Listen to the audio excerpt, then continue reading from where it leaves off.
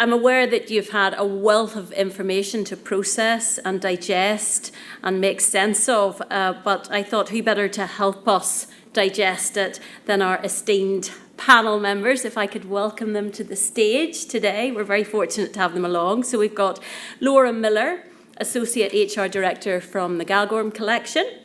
We've got Ciaran O'Neill, Bishopsgate Hotel in Derry, Londonderry, and Niall McKenna of James Street South and Waterman House. Give them a round of applause. Thank you so much. You're very welcome. I think it's clear from the presentations that there are some really big themes at the moment. Attracting and recruiting staff in a much changed labour market being one, and retaining and developing those staff once we have them on board. So if I can start with you, Niall, you're closest to me. You picked the wrong seat there. You've invested in a chef apprenticeship programme to grow talent. Tell us a bit more about how that's progressed and what advice you'd give to other employers looking to explore apprenticeships. We started apprenticeship 8 years ago, it was, within James Street. So all our apprentices really between the age of 16 to 21. We put them through Belfast MAT, of course, and then it's sort of a buddy system the whole way through. So when we first started off, we found it very difficult just to get them motivated, develop them on, and then we sort of turn around and says, let's just bring it right down to brass tacks. They absolutely know nothing. So that's our bottom line. We started with nothing, and then we built them up, and it's getting to know the person. And that's the one thing that we found within James Street, the Bar and Grill, when it was there before we merged them together, where it was really one-to-one. And then we sort of, like, the buddy system, and then after 3 months, we broke them up, moved them on to another part of another restaurant within the group, Hatski's. And that's how we developed from that point onwards. Within our team at the moment, within the kitchen, we have got, we started with the kitchen first of all, then we moved on to the front of house, with apprenticeship there as well. Within the team of James Street at the moment, now half the team are all apprentices, ex-apprentices. So it's working? Without doubt it's working. Without doubt, it's definitely working. We have got my head chef at Waterman now is my first apprentice. Even though I push them to leave and go away and travel, they come back home, and now Aaron's now the head chef. And how long did that journey take? That took him 8 years. 8 years of hard graft to really get down. He went to Campbell, very intelligent guy. But the key thing is getting that passion of food, hospitality. And I put them two together. Everybody says, oh, good chef. It is all about hospitality. It's all about training. It's all about developing within the team and making them into a good manager. That's why, like, we got a lady called Siobhan McKenna through the Belfast MAT. I think it's the ILM. We did a 6-week course with her. We've kept her on since last June. And now she speaks to sits down one-to-ones with all our managers, all our supervisors. And now we're getting, like, for example, head barmen, chef de parties. So we have extended it out. How do we make, in my view, nobody trains a head chef or a manager to be a good manager, really, within the industry, unless they go to university or go to Belfast MAT or whatever. So they're sort of learning the job. And I said, how can we polish it off? And by getting Siobhan in, she has really helped us within our business. And she's actually, the hardest job she has to do with me now, because she's now training me. That wouldn't be a hard job. No, Jesus, no. I can't believe it. It's like the phone's going every 2 seconds, but she's now working with me, and the development she's done with me has been unbelievable. So for people here today and people listening at home, what have been the challenges along the way? The challenge is mindset. I mean, of course, the boundary side of it as well. Chase them up, making sure they're doing what they're supposed to do within the perimeters where they are. The one-to-ones is the part I love most. When you're sitting down with the one-to-ones and you give them that 15, 20 minutes to have a good chat and let them talk before you open your mouth. And then after that, you break it all down. And to me, it's developed me on, develop our managers on. And that's what I've seen. During COVID, it was challenging. It was different to keep them motivated, to keep them moving on. As I say, everybody starts our apprenticeship. You're not guaranteed a job at the end of it. You have to fight for that job. Yeah. You have to work for it. So this year... And do you think the work ethic is there in the younger generation? I'm going to say something here. God, here we go. I know, maybe that's not... No, I'm going to say there's a big, massive difference between, it sounds crazy, a 21-year-old, 22-year-old and a 16-year-old now. I've got 4 16-year-olds working with me now, 16 and 17, and they are absolutely amazing. You mean they're, and I'm semi-lucky In what here. way amazing? They're just pushing themselves on. They're looking around them. They're more inquisitive. They're asking more questions. And I said, Joanna, we just can't be lucky here that we've got 4 of them. Then we took another 2 on, and they were the same. They're pushing themselves on. But then we've got ones here, 21, 22, and they're hard work. They're hard work. You know. In what way? I mean, we were talking earlier about the kind of the snowflake generation. Is that what you're That's picking the up politically, yes, that's the correct way to say it. But they are, yeah, they're different, and that's it. And you mean on? How do you manage that though? It's once again, it's a learning curve. As I said, everybody, you've got a problem. I've got a problem with this person. Then how do we make it better? To me, there's always a positive out of a negative. It doesn't always work that way. Sometimes, I mean, I'm a 51-year-old man. Sometimes it comes back with a bit of Tourette's, but you know, it's just managing it, and that's it. And you mean to me, it's pushing them on, because as I said, everybody, if this person doesn't exceed, you have to do their work. So the better trainers you are, the easier life is. And as I said, everybody, who's going to replace me in my company? Who's going to replace you so you can move on? And that's the only way we look at it. Yeah. Plus, I was just going to say the cost implication of having, you've brought someone in, you've trained them up, you've invested the money. They haven't worked out. You've got to start the whole process. But that's the same. You can't think that way, because to me, it's part of business. No matter, even if it's apprenticeship, you have to think of it. And even like our guy, even with apprenticeships wages, we don't do that. We pay them the money. They're doing a job. Okay, the first few months, you mean to learn one thing, then learn another thing, then learn another thing. But our team is very young in the kitchens. Like I had a 28-year-old come in about a month ago. And he lasted a half a day with us, because what destroyed his head was how young everybody was and how good they were. Like, go make me a souffle, make me bread, fill the fish. Like, even our guys, we bring them into the cookery school, we get a full deer in, we break it down. I know the colleges aren't going to be able to do that there, because they haven't got the funding. So I can then mirror what they're doing in college in work. So I've got exactly what they're doing, and we mirror it again. And they say, that's not how we do it in college. To me, you need 3 different ways of doing a stock. You need 3 different ways of doing a certain type of bread, because everywhere's different. Yeah. So you have to have that in your repertoire. So it's getting back to the classics, but at the same time develop them on and open their minds so they aren't as structured as they need to be. But at the same time, there's rules and perimeters where you want to be. Yeah. So making them feel valued and progression, all those things are up there ahead of money. Yeah, have to be. But money, without doubt, it is a big investment. But without doubt, it pays itself. I have no doubt there whatsoever, because we would not be still where we are. Yeah. If it wasn't for the apprenticeship. Okay. Let me come to you, Ciaran. You've been utilising apprenticeships very effectively as well to attract and develop staff. Share your experiences. Are they similar to Niall's? Yeah, I think, prior to my engagement with HATS, I didn't see apprenticeships as a way forward for my business, But then Roisin was great at pointing out the pathways. And I think once you've seen that and how easy it was, I just thought it was going to be red tape and complications.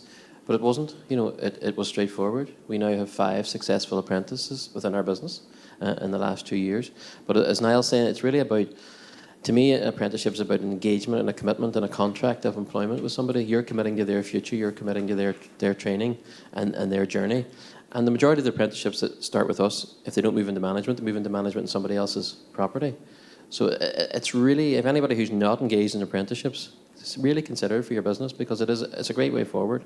I think one of the things that we looked at in terms of the apprenticeship model is, as Niall's doing, he's growing his own kitchen team. So one of the big areas that we have as a challenge in hospitality and tourism is the particular kitchen piece. The last 7 chefs that have entered my kitchen have all come through kitchen porters and gone on to the apprentice scheme. So you have to grow your own talent. If you put an advert out now for a qualified position, you get no applicants. Mm-hmm. You're not getting applicants. If you advertise for chef de partie, nobody even knows where chef de partie means anymore, never mind. It's a measure of just how much the industry has changed and how employers have to adapt to that change. You have to grow your own talent, and you can do that successfully through the apprenticeship program, and it's about that personal development, that you can get somebody onto that program. And they can mix a bit of education and stuff, and our apprentices work 4 days with us, and we push them towards a day in education or a day, working with the colleges or working with somebody else. Yeah. And we have a tailored program for them as well. Yeah. And most of our apprentices then go on to our trainee management development program. So it's about growing your own, but it's about engaging the apprenticeship. And don't be afraid of it. They stay. It's worthwhile. They do. It's a commitment. It's part of the journey. I think one of the things that we've talked about, and Jill talked about it, you have to, as well as looking to attract people, you have to retain people within your own business. And 4 of the 5 apprentices were currently in our business and then took an apprentice with us. You know, they had worked for us for 2 years and they were young. They started when they were 16 or 17. But Niall's point is very relevant. The 16, 17-year-old has much more desire to work than the 21 to 25-year-old at the moment. They're the ones that are dreaming about the IT jobs and not want to work in hospitality and tourism. And how do you deal with that? Well, lucky for me, I have a 22-year-old. So I use him in my business to mentor. We were at the Hospitality Exchange and one of the speakers talked about every managing director of a company should get a 21-year-old to mentor them. Luckily for me, I've just had a son who's just qualified with a first-class honours degree in hospitality and tourism through Belfast, University of Ulster. He's now come in, he's been 4 years in the kitchen, so when he was 16 I stuck him in as a robocoop, which is a carrot peeler and a chopper of vegetables. He did that for a year. He did his apprenticeship in the kitchen, he got to the level of sous chef in the kitchen, and now he's just come out front after getting his degree.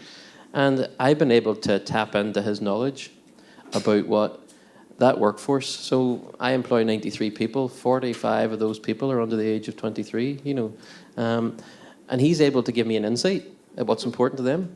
You know, job flexibility, you know, what they want, the recognition they want, the training they want, the development, the wages. So it is great insight. So anybody who has in their business, you know, engage yourself. If you're at the senior level, engage with somebody at that level, you know, and engage and embrace what they're trying to say to you, because it isn't, you know, it's different.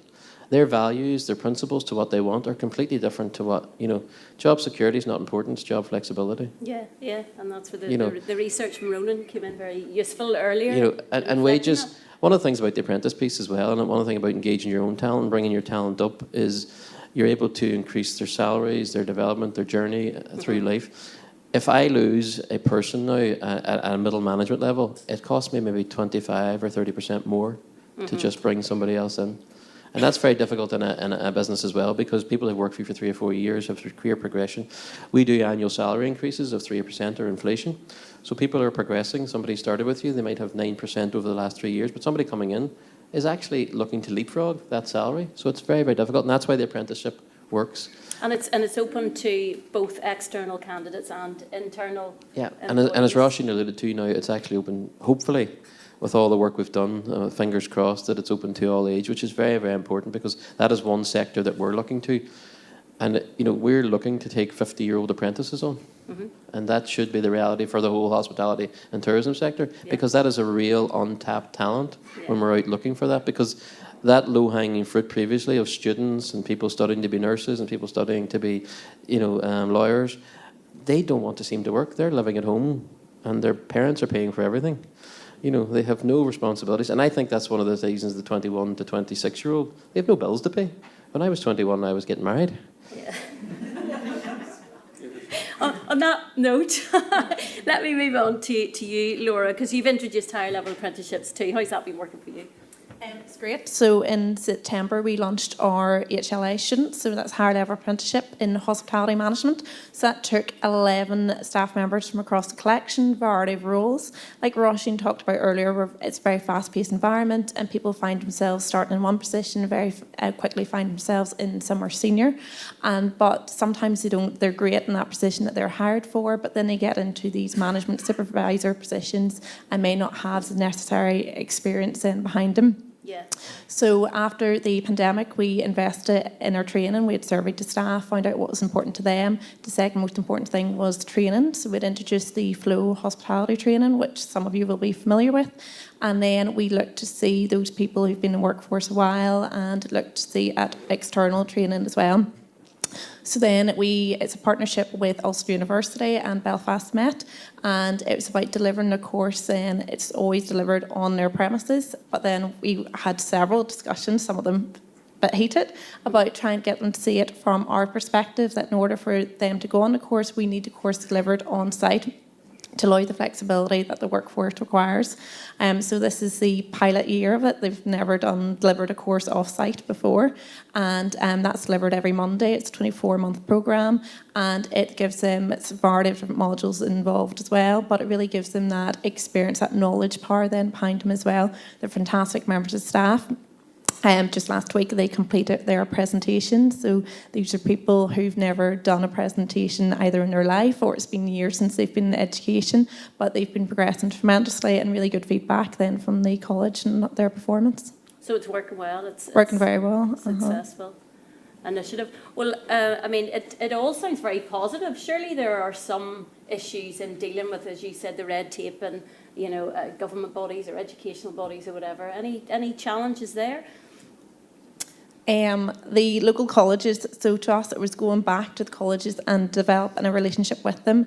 Now we've done a lot of work post-pandemic with the likes of NRC, Southern Eastern Regional College, and then the government-funded bodies as well, to try and work in partnership and to hold our hands up and say we can't be wholly reliant on government-funded training, that we have to self-invest as well. And it's about getting other employers to see that as well, that in order to have some form of outcome, we need to actually sit back and see what's important to us themselves. Because if we're not paying for it, then somebody else will go to another employer who will be supporting them. So. Yeah.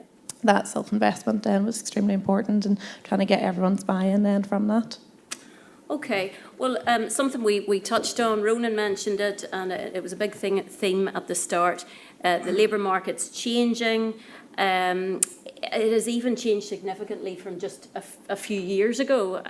I'm sure you'd all agree. What steps have you taken to widen the candidate net and recruit from non-traditional backgrounds or channels, Niall? We have decided to do since Waterman. We're using social media a lot more. We're using video a lot more. The employee. So it was about 4 weeks ago, we put an advertisement out, and we get 60 applicants for front of house. But we kept it very wide across the mark. How does that compare to what you would have had, say, 2 years ago, 3 years ago? 3 years ago, you would have got 15, but the 60, it sounds really good. Yeah. It's a lot of time going through that 60, and out of the 60, we took 3 on. So the quality there isn't great. The work ethic there isn't great, but it's just really going through. You need to have a team ready to go through the grind. And once again, it's getting that process where phone call, you get the email through first of all, you vet it from there. Then after that, you do the phone call. And there's always 2 people on the phone listening to it. What feedback do you get from the individual? So all you're doing is trying to save time and get as many people through the door as possible. And then you whittle them down to the face-to-face. And that's where we are at the moment, and that's within the company. We're trying to stop our managers, people coming on board and bringing. I have to be very politically correct here. Bringing a bad vibe to the place. So I'm trying to really get everybody weeded out before they come in. You don't always get it right, but to me, it's getting them in, getting them motivated, doing that whole induction, motivation, buddy system, and giving them the time to do their job right. And train them right from the very beginning, not just throwing them in the deep end. You just don't do that anymore. But it sounds like you're not having any difficulty in reaching a wide pool of people. No, it's social media. Once again, it's the young. I mean, everything's on out there in the World Wide Web and all the rest of it. Yeah. So it's getting them in, and it's also like international students, Ulster University. You know, especially we're in the centre of Belfast. There's a lot of people out there looking jobs, but you have to be unbelievably careful. You know, you will go through quite a few, especially in the front of house, because we have brought our apprenticeship onto the front of house as well. But the part-time staff, you have to be really careful, especially the front of house, because once again, it's all about hospitality, getting the right person in, right motivation. Do they smile? You mean the whole 9 yards? You know. It's that thing you can. What was it we said earlier about? You know, if you've got the personality, that's it. You can train. It's like we do the 3 smile rule. If you don't, no, without doubt, if you do not smile 3 times, then you do not get the job. Right. You know, that's it. You mean Savoy do it, Clarges do it, the Connaught do it, D&D do it, Disney do it, and it works every time. I mean, we're all laughing at that, but I think, you know, I look at my own 2 sons. Interpersonal skills have taken a bit of a nosedive since, you know, devices came to play. So, you know, Ciaran, what are your thoughts on you know, reaching the right candidates and you know, reflected on what Niall said? I think we'll try any medium that works. I think you have to address what Niall's talking about. You have to be more tech savvy in terms of the social media, using videos. We depend really in Bishopsgate on a local reputation of being a good employer. We do a lot of refer. So if a member of my team refers somebody else, they get a bonus. You know, so it's about that. A lot of parents. We do a lot of schools engagement. But we've also looked now. I mean, we're looking for the 40-plus employee as well, and they would take an advert. So we do the job market, the NI job market, because they look at that. The young people look at social media and videos, refer a friend. We'll do anything. But on average, I mean, we're the opposite in the Northwest, what Niall's talking about. We would have had an advertisement for a receptionist post in the hotel. We would have had 100 applicants prior to COVID. We now have 6. Right, so it's the reverse. So That's it's the complete reverse. Now, out of that 6, you're getting 5 quality candidates, so you do have to make a choice. And maybe we're vetting them. We're using the process of Indeed and things like that, where you can actually vet online, and stuff like that. But I mean, I was interviewing last year, and when the interview was 3/4 of the way through, the young lady who was interviewing for a receptionist post said to me, "Okay, I have enough information. I'll let you know in the morning if I want the job or not." And I looked at my HR person beside me, and I couldn't find the 3 smiles that Niall was talking about. But it is that mentality that when people are coming into you, they're interviewing you now. You know, so I know what Niall's saying about picking and choosing. From years ago where you had people queuing up? You know, it's such a shift for you. But you have to be brilliant, you know, what Jill's talked about. You have to be brilliant at the basics, but you know, that local reputation. I mean, Niall's a reputation of great bringing chefs through, a great employer. Galgorm is the same. That's the most important thing. Your core business has to be right. Then your recruitment problem will be less. But if you can fix that, but it's been it's been difficult. I think this energy cost and the crisis that we're in, and people, it's very concerning for us as you move forward. One of the things that we've had to do as a business, we've had to overstaff. So I've increased my staffing levels by nearly 18% to accommodate flexible requests, 4-day weeks for chefs. So there's a cost to the business that I didn't have, I mean, in terms of 18% more we're paying out on that payroll. But that's protecting us as a good employer, but that is the reality. That is a reality. We still have a huge churn in the flexible the part-timer. It's a huge churn in part-timers. Full-timers that come with us, they stay with us. They're all, we're open 6 or 7 years, and a lot of them. Why do you think that is? Why are they staying? What are you getting right? I think we do a lot of the basics right. We focus on that. I have a new general manager with me 2 years. He's very engaged about communication, employee notice boards, the welcome, the onboarding process. So when you arrive with us, there's a lovely board, and your picture's up on it as a new employee for the number of weeks, and people. So you're making people feel valued straight away. Valued and welcome. The induction process is critical. We were talking earlier on before we were talking about when I first started for Ciaran as a company in England, in London. I had a week's induction. I think the average induction process in hospitality and tourism about 11 minutes. Here's Sally. You're working with Sally tonight. Shadow her. Let us know how you get on. Yeah. That's Go for not. A long stand. And with COVID, that became worse. Yes. A lot of the hospitality sector in particular were bringing young people on board, giving them a horrible experience. They were going back to tell their friends in schools, never work in hospitality. And that's a reputable damage. And that code of conduct that Roisin's talking about is so important. We have to engage the employee from the start, give them the proper journey. And then you have a good chance of retention. Most employees leave within the first 5 weeks. And we touched on earlier about management too. People will leave if they've got a bad manager, not necessarily that they're not enjoying the job or the company, it's maybe the manager. And traditionally, I'm guessing, a good barman was promoted to supervisor, promoted to manager, maybe had a small team, but hadn't a clue how to manage and motivate people. I mean, is that something that you're tackling or coming across in the Galgorm, Laura? In terms of the management for those who've been promoted into positions, then yes, but it's a matter of offering them the support, and I would do the regular training and with all the managers to ensure that they're supported in their roles and that they're able to support the teams around them. But more and more, whether it's snowflake generation or not, but a lot of people know their rights and are very quickly to cite their rights, whether or not, like Dr. Google is great, and the emails that you would get from the younger members of staff. But it's a matter of managing their expectations as well, and what channels that they need to go through. I think people are just very keen to progress. We very much profile the progression within the company, and if people would cite themselves maybe on a higher level than what they are, and then they expect that straight away, that progression. So it's about managing everyone's expectations then as well, and then having those regular check-ins, whether they're a kitchen porter, housekeeper, spa therapist, doesn't matter what position you are, everybody gets those check-ins whenever they start. We would have our weekly inductions, And that's a full day then with our staff engagement officer and then other members of staff there as well to deliver the training. But it's very quickly that they're not forgotten about during their 2-week training period. After that's finished, you need to have the check-ins with them to make sure they're developing, that they've got no issues, and that the management equally don't have any issues. Yeah. So, I mean, it seems to me, I mean, I'm in a completely different industry, but retention is a key theme that keeps coming up again. You have to treat people properly in order to keep them there. Just going back to what we were saying, in terms of recruitment and reaching out to people, have you found you've had to be more creative to bring people in, like Ciaran, or have you had them kind of queuing up? Have you had to sift through thousands of applicants like Niall? After the pandemic, we had hundreds of roles available. A lot of 43% of our workforce in Galgorm was made up of foreign nationals. During the pandemic, they reevaluated what was important to them, and a lot of them then went back home, or they sought other careers, or they decided not to be customer facing anymore. So we had lots of positions in order to fill then after the pandemic. So we had launched a new recruitment platform, and that's now all online to make ease of access for the candidate, and also make it easier then back of house in order to shortlist and identify the right candidates from that.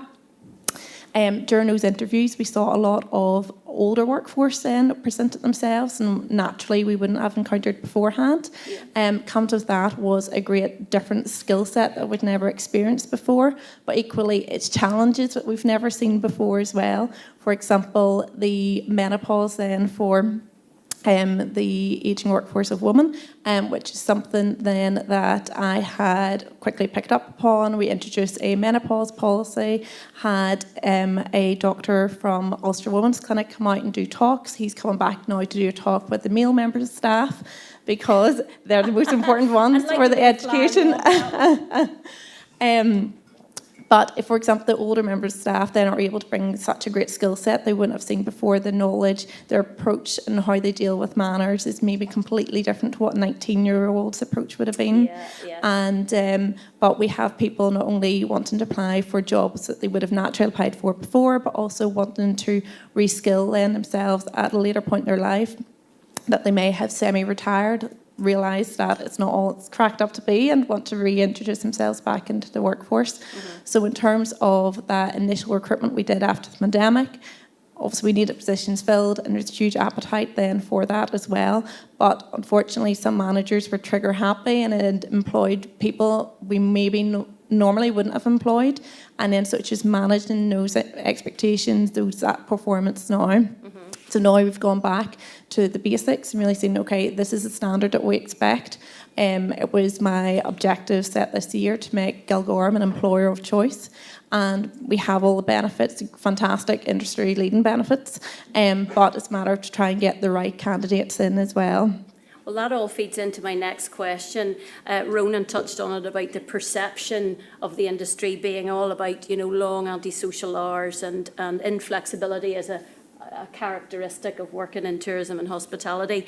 Niall, first of all, what steps have you taken to offer a more flexible workplace? We've talked about apprenticeships and bringing people in and buddy groups and all of that, but have you been appealing to the more mature candidate, for example, or we've really within Waterman, and it's purely because of the COVID and coming back into it. To me, the way we look at it, whether people are working for us now are very young, so their lives are very, like say football or Gaelic, wherever else. Now, use that as an example. There's matches constantly coming up. We do our rota a month in advance, so it's that all our managers' they're holding their heads. Have to change rota again. Somebody just has got just using that as an example, or a formal or whatever it may be. And I says, guys, we have to change the way. This is too much work. This is you're changing this rota, you're changing that rota. It's a lot of time, especially for all the staff. We're trying to do a month ahead rota.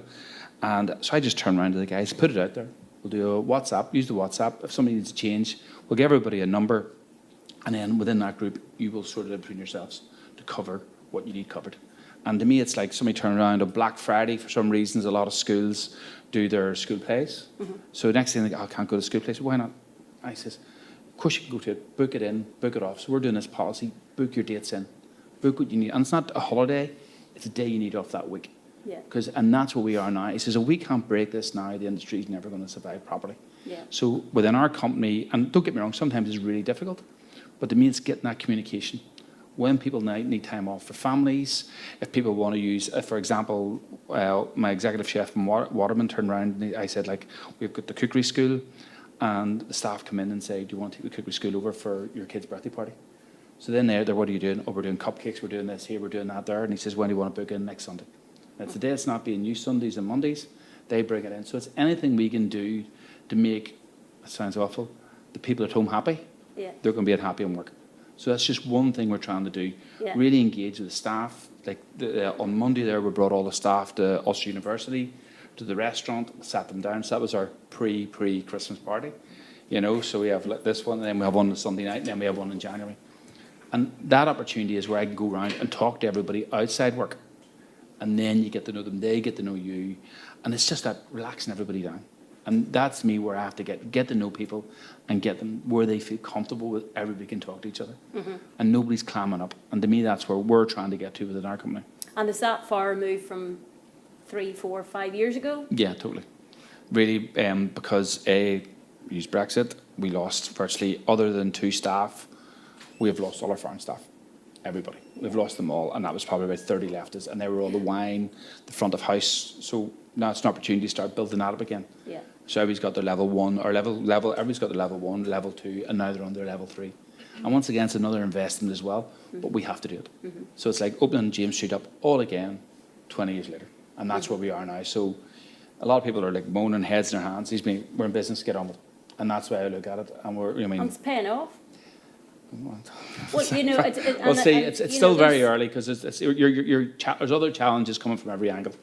Yeah, appreciate that. But, you know, that WhatsApp example that you gave us, seems to me like a fairly simple tweak, but it's win-win. But it's purely because of where we're situated. We're situated in the centre of Belfast. We've got a lot of student accommodation around us.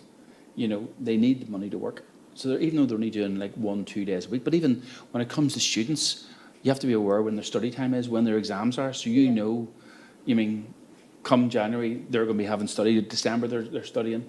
So you have to bring that into your rota as well. Yeah. You know, so all these things, you have to be aware of what, A, the young ones need, 2, what the older one needs. Mm-hmm. Like menopause, yeah, I get it. It's. There is no menopause. I'm going through it, yeah. No, my wife, Joanne. No, I mean it in the nicest possible way. It is a learning curve. I don't mean, take the positive. It is a learning curve which you have to have. It's all about respect for the thing. And Joanne, Belinda, the girls in there, you have to give them space, especially when you get home. But Joanne runs the company. She's the boss. She's the boss. She runs everything. She's not from the industry, but she looks from outside in, and she tells us what we're doing wrong. And she's absolutely, she's amazing. But the menopause to me is a learning thing, and that's where we are now. And all the guys, all the girls are coming through, and they're learning from it as well. And to me, you're saying about that there. This year has been the one thing which has made us look wider across. We've got other staff with speech impediments, we've got other staff with this here, and beforehand I never really looked at it, but all these things are joined together, and now there's a conversation between this group or that group and all the rest of it. So people and within the industry, we're learning. I am learning. Beforehand I was just in the kitchen and just about food. It's a lot more now, and to me it's the interesting part of the industry. I think the fact that, we're standing here openly talking about menopause. I can't believe I am. But, at a TNI conference is a measure of how things have moved on. It's totally changed. The industry has, no matter what, the one thing about COVID is it has made the industry totally change. Yeah. And it's me. But for the good, it's a very positive thing, isn't it? You're reaching into other areas. I heard a lovely story about a retired gentleman. I think it was Rushing, maybe told me about, coming in as a concierge. And just, having personality in spades and loving the fact that he could work part-time, he could bring all his life experience to the job. The customers coming in loved him. It was a really successful example, wasn't it? School teachers, I think a lot of people, somebody retired from, careers. Yeah. I do think what Mel's saying about COVID, but I think we were on that journey. I think society was changing, the world was changing.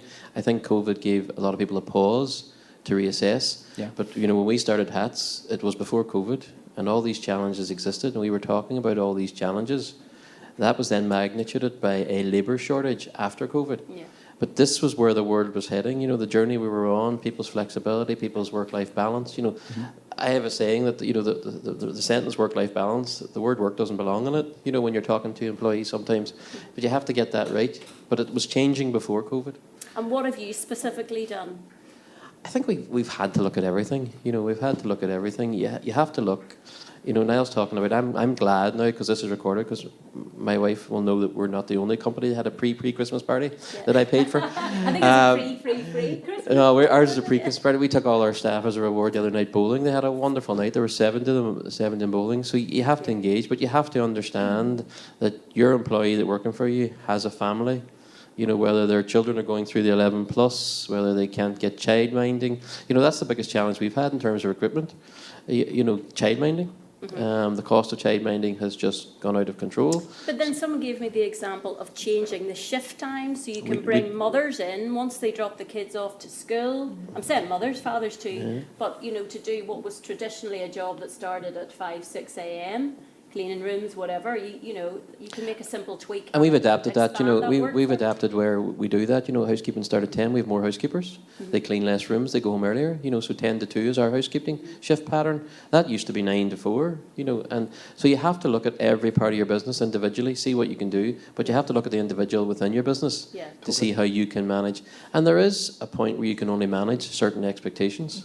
And this is what, I'm laughing at Laura with the young people, some of the emails about some of the questions, I started last week collecting classes. Why am I not managing director? Yes. On the training program, managing director. But you have to look at the individuals, you have to look at what you can do and treat each individual employee as an individual.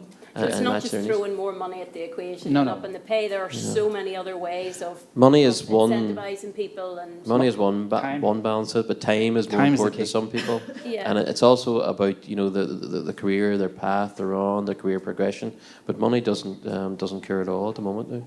Yeah. But we are, as employers, paying much more to our payroll costs. It's up 20% because of all the things that are coming in, the flexibility, all the things. It's a cost to the business. Pensions. So if you're a smaller business and money is really tight, and let's face it, at the minute, you're getting it from all angles.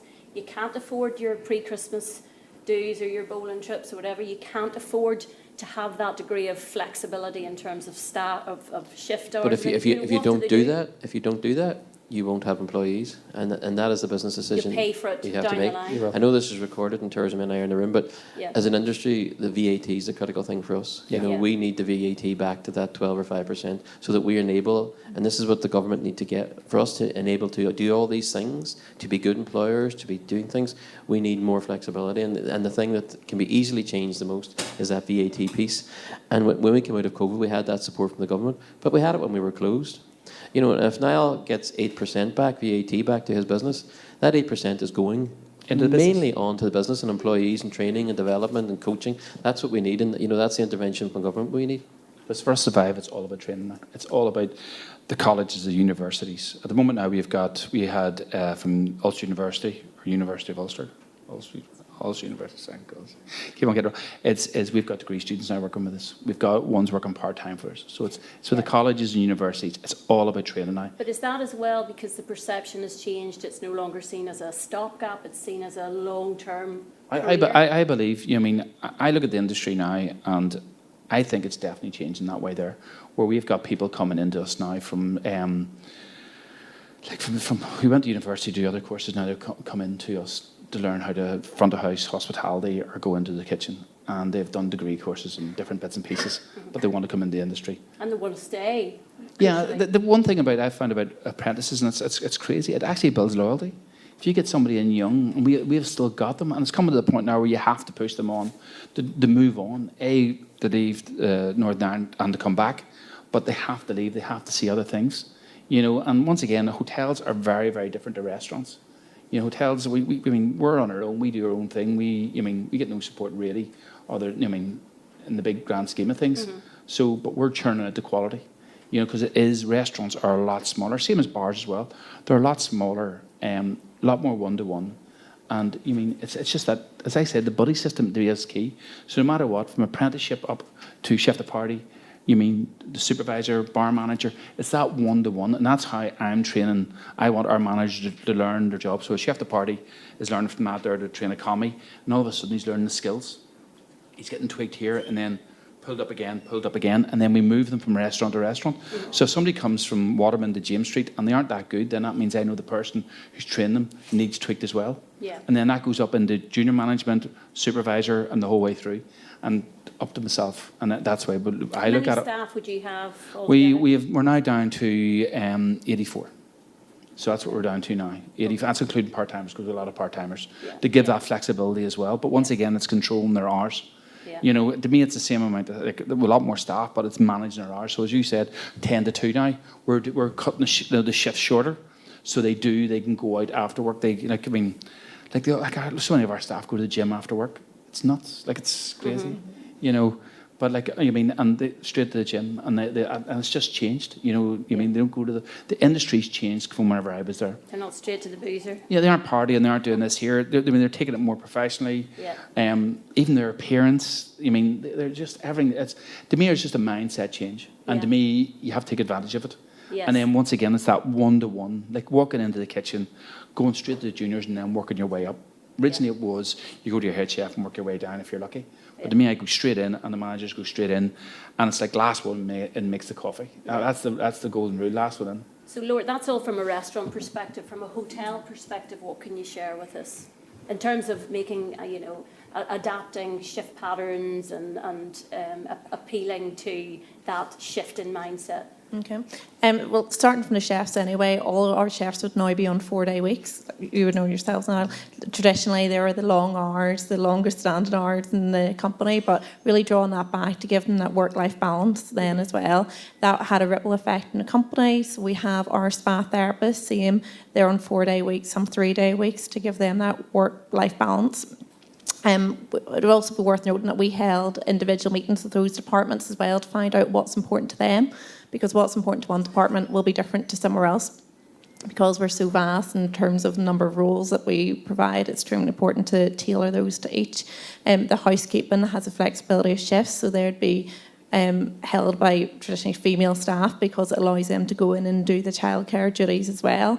But roles such as reservationists would have been 12-hour shifts, but you're wiping out a large percentage of your potential talent pool in from by having that limitation of that 12-hour day. So we're going back to those, looking at flexibility, have it very important in the job advertisements, those flexibility that we offer. And changing management mindsets as well, that whenever they get a flexible working request, they don't roll their eyes. It's going back and saying, if you lose this person, you're going to be doing the role. So you either invest in it, or you're going to lose a person and you're back down on that restaurant floor or in the spa treatment room, whatever department it's in.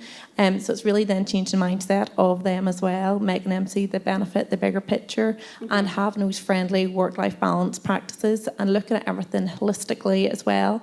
After the pandemic, we had set up a wellbeing and diversity group. And that's representatives from across the collection, from director down, and to really see what's important to everybody and to represent key areas then of the company. So we would have a subgroup in mental health, subgroup in diversity, subgroup on men's mental health, females. Each kind of sub-area is represented, and really making sure the workforce feels supported in everything that we do. We'd linked with the Now group, and we have the first gold membership then with them in Ireland and Ireland. So it's really tapping into those different resources as well. Work with Triangle, work with Women's Aid, work with all the different community groups as well, and trying to support the workforce as best we can. There may be, sorry to cut across you, there may be people here today or people watching at home who are thinking, well, you can't you? You've got the money, you've got the time, you're a huge group. What about the small hotel who doesn't have the capability or the time to run groups such as you've mentioned? What do they do? I'd say the very key aspect is everyone wants to feel that they're valued in the workforce. So that doesn't cost any money. So what my mum always taught us when we were younger, manners cost nothing. And that's the thing that everybody needs to know, managers, owners, it doesn't matter what role you hold in a company, but showing gratitude not only to your own team, but to your colleagues around you as well. By having that, well done, you did a great job, that's fantastic. Employee of the week, we have that running as well, but you can tailor that down to whatever you're able to afford, even if it's just a certificate and what they get. But what that means to that individual, they'll go home and they'll post that in their family group, and they'll tell their mums, and we see then it being shared on social media, and it's mums and grannies, whatever, sharing those posted on their children and their grandchildren and receiving that recognition. So things don't have to actually cost money. There's lots of funding available for training as well, but it's just a matter of using networks like HATS and seeing the signposting out there to try and help avail of those funded training. But I just go back to showing gratitude to the staff is key, and that's what will keep them there as well. Yes, you can offer them the increase of pay and the progression, but if they don't feel valued, they're not going to remain in the workplace. It's massive, isn't it? You know, even when we saw that slide, with Gordon Ramsay earlier, you know, you're instantly in a kitchen, long hours with some chef kind of screaming at you. You know, that we've got to change that perception in the industry and make people feel valued. Ciaran, what about the future? Where do we go? What does it look like? I think I'm very optimistic about, you know, where our industry and where our sector is going. Build back better is the message that we were given. You know, one of the challenges we do with HATS is that build back better.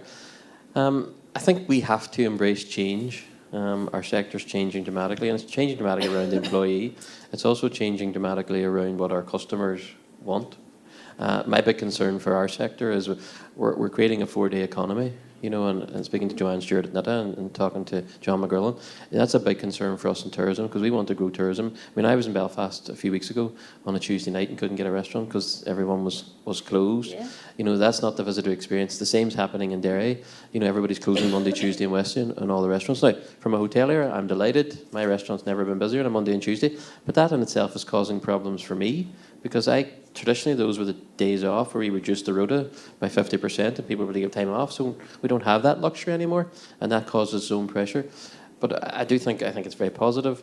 I think 2023 will be very strong. I'm more concerned about 2024 because we don't know what that brings. I think there's still pent up demand for 2023 for the hotel sector, for tourism. Visitors are flocking to the island. The weak pound is important. We're seeing Americans coming in their droves. So I'm very positive.